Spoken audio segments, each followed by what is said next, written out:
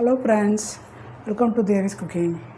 வாங்க நம்ம நீங்கள் என்ன செய்ய போகிறோன்னா, ஒரு வாழைப்பூ வச்சுட்டு கடலை பருப்பு ஒரு கப்பு எடுத்திருக்கேன். வாழைப்பூவும் கடலை பருப்பும் வச்சு ஒரு கோலா உருண்டை குழம்பு தான் வைக்க போகிறேன். அது சூப்பராக அருமையாக இருக்கும்.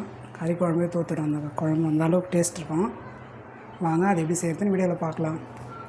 பாருங்கள், நான் ஒரு கப்பு அளவுக்கு கடலை பருப்பு எடுத்திருக்கேன். இதை நம்ம ஒரு கிண்ணத்தில் சேர்த்துக்கலாம். நம்ம சுத்தமாக வாஷ் பண்ணிவிட்டு ஊற வைக்கலாம். பாருங்கள், நல்லா சுத்தமாக கழுவிட்டு வந்துட்டேன். இப்போ நம்ம இதில் ஒரு 4 காஞ்ச மிளகா போட்டுக்கலாம். இதை அப்படியே குடி தண்ணி ஊற்றி ஊற வச்சிடலாம். அப்படியே ஒரு 2 மணி நேரம் ஊறட்டும். பாருங்கள், கடலை பருப்பு ஊறிடுச்சு. நான் அதில் ஒரு அரை ஸ்பூன் அளவுக்கு பச்சரிசி போட்டிருக்கேன். ஃபஸ்ட்டு மறந்துட்டேன், அதிலே போட்டு ஊற வச்சுருக்கேன். இந்த மிளகாவும் நல்லா ஊறிடுது. இப்போ நம்ம இதை எடுத்து ஓரமாக வச்சுட்டு அரைச்சிக்கலாம். பாருங்கள், வாழைப்பூ சின்ன அளவு தான் எடுத்திருக்கேன். இப்போ இதை ஒரு கடாயில் போட்டு நம்ம வேக வச்சிடலாம். கடாயில் போட்டுடலாம்.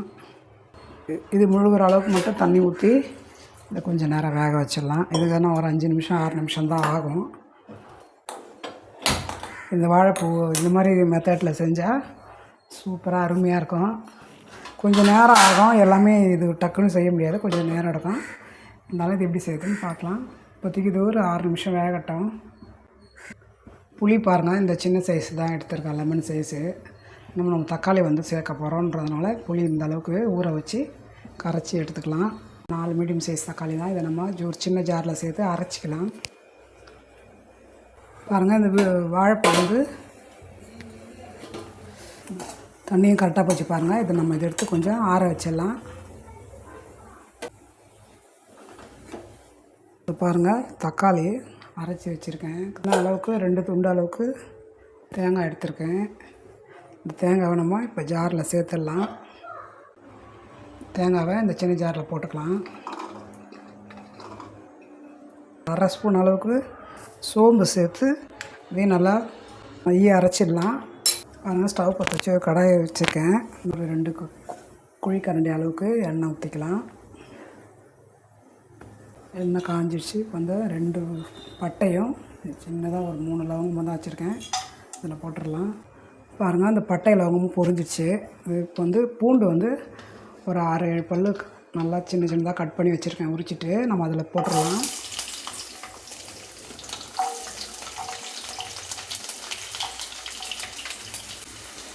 சின்ன வெங்காயம் பூண்டு தான். இதில் கொஞ்சம் நல்லா எண்ணெயில் தக்காளி தான் அரைச்சிட்டோம்.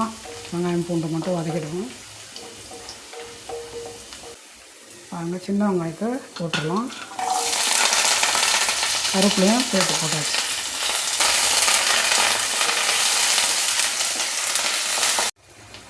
வெங்காயம் வதங்கிடுச்சு. பாருங்கள், வெங்காயம் கருவேப்பிலை பூண்டு எல்லாம் நல்லா வதங்கிடுச்சு. இந்த மாதிரி வதங்கிட்ட பிற்பாடு நம்ம அதில் அரைச்சி வச்ச தக்காளி சேர்த்துடலாம். இதில் ஊற்றிடலாம்.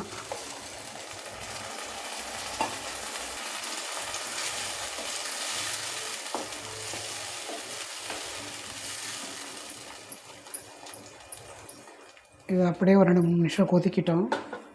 நம்ம வாழைப்பூ வேக வச்சு இல்லையா, அது இப்போ ஜாரில் போட்டிருக்கேன். இதை நம்ம நல்லா மசியாக அரைக்கக்கூடாது, 1 பாதியமாக தான் அரைக்கணும்.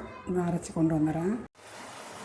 பாருங்கள், நல்லா தண்ணியெல்லாம் சுண்டி வதங்கிடுச்சு. நம்ம இப்போ இதில் சில்லி பவுடர் போட்டுக்கலாம். பாருங்கள், சில்லி பவுடரு ஒரு 1.5 ஸ்பூன் போட்டுக்கலாம். ஏன்னா குழம்பு நம்ம அதுக்கு தகுந்த மாதிரி வைக்க போகிறோம். தனியா பவுடர் 2 ஸ்பூன் போட்டுக்கலாம்.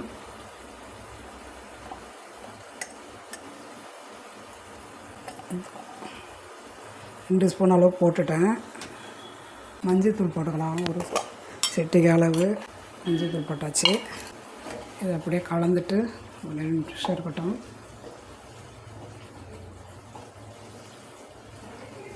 இப்போ பாருங்கள், நல்லா இது வதங்கி எண்ணெயெல்லாம் நல்லா பிரிஞ்சு நல்லா சூப்பராக கலர்ஃபுல்லாக ஆயிடுச்சு. இப்போ இதில் நம்ம புளியை கரைச்சி வடிகட்டி வச்சுருக்கோம்ல, இதில் ஊற்றிடலாம்.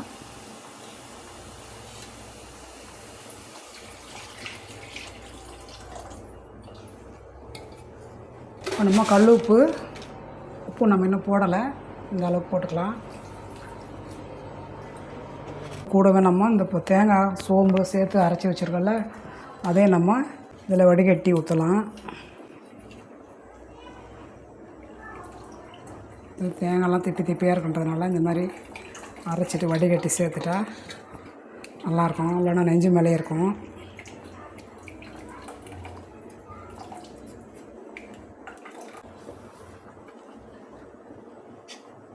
இப்போ தண்ணி அளவு பத்தாது, நம்ம இன்னும் கொஞ்சம் தண்ணி சேர்த்துக்கலாம் ஒரு டம்ளர் அளவுக்கு. அப்போ தான் அந்த உருண்டையெல்லாம் நம்ம போடும்போது அது கரெக்டாக இருக்கும். இந்த அளவுக்கு போதும். இதை அப்படியே மூடிட்டு கொதிக்க வச்சிடலாம். லோவாக வச்சு பக்க ஸ்டவ்வில் போட்டுட்டேன். நம்ம அதுக்குள்ளே இந்த உருண்டையை நம்ம ரெடி பண்ணுவோம். பாருங்கள், அரைச்சின்னு வந்துட்டேன். இந்த மாதிரி சொரப்பாக ஒரு சின்ன பாத்திரத்தில் போட்டுடலாம்.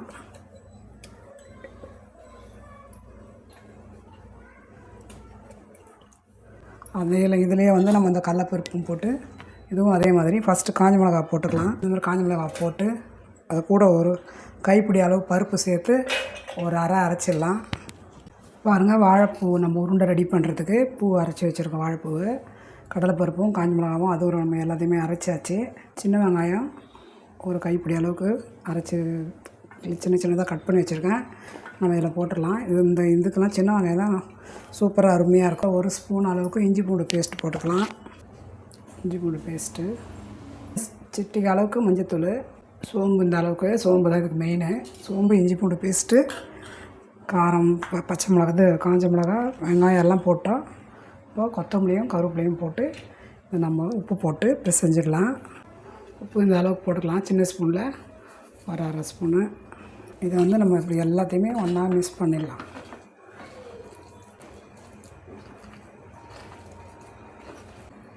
பாருங்கள், எல்லா இடமும் பரவுற மாதிரி நல்லா கலந்து விட்டாச்சு. நம்ம இதை இந்த மாதிரி சின்ன சின்ன சைஸாக உருட்டி வேக வச்சிடலாம். பாருங்கள், ஒரு கடாயை வச்சுருக்கேன். இப்போ வந்து அதில் ஒரு சின்ன தட்டு போட்டுட்டேன். இந்த மாதிரி ஸ்டாண்டு வச்ச இதில் நம்ம கொஞ்சம் லேசாக எண்ணெய் போட்டு அதில் வேக வச்சிடலாம். நம்ம ஸ்டவ் பற்ற வச்சிடலாம். பாருங்கள், ஸ்டவ் பற்ற வச்சுட்டேன். இந்த பாத்திரத்தில் நம்ம இந்த மாதிரி உருட்டி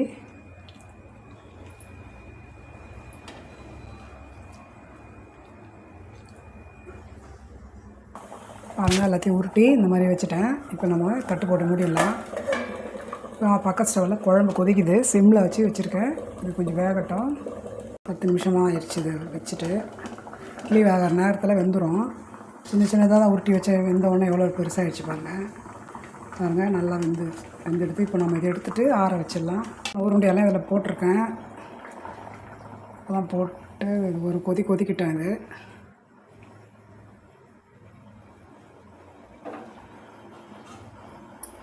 மூடி வச்சிடலாம். பாருங்கள், சிம்மில் வச்சு ஒரு 5 நிமிஷம் கொதிச்சுட்டு இப்போ நம்ம இதை இறக்கிடலாம்.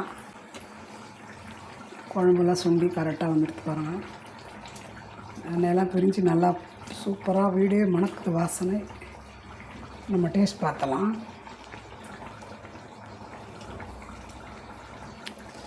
செம்ம சூப்பர்.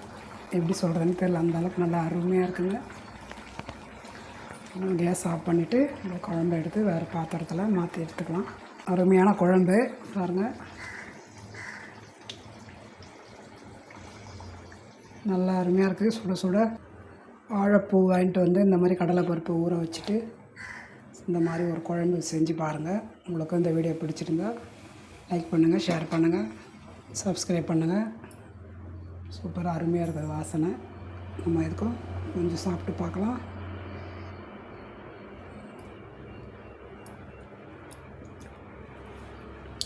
அருமை, சூப்பர். நெக்ஸ்ட் வீடியோவில் சந்திப்போம். அது வரைக்கும் பாய்.